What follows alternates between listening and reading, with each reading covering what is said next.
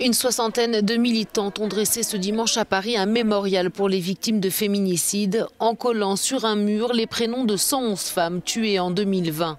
Des lettres noires pour évoquer le deuil et les violences faites aux femmes, alors que la plateforme de signalement en ligne de ces violences a enregistré une hausse de 60% des appels de victimes pendant le deuxième confinement par rapport à la normale. Les numéros ont été surchargés, les forces de l'ordre sont intervenues beaucoup plus de fois. Mais malheureusement, en 2020, il n'y a toujours pas de structure pour ces femmes-là. Il y a beaucoup d'associations, mais qui manquent énormément d'argent. Le gouvernement ne nous donne pas d'argent, ne nous donne pas de moyens. Pour ces militantes, ces actions de collage menées régulièrement partout dans Paris et sa banlieue doivent aussi contribuer à mobiliser les citoyens. Si on ferme les yeux, pour moi, c'est d'une part qu'on cautionne aussi ce qui se passe entre guillemets chez son voisin ou chez votre famille.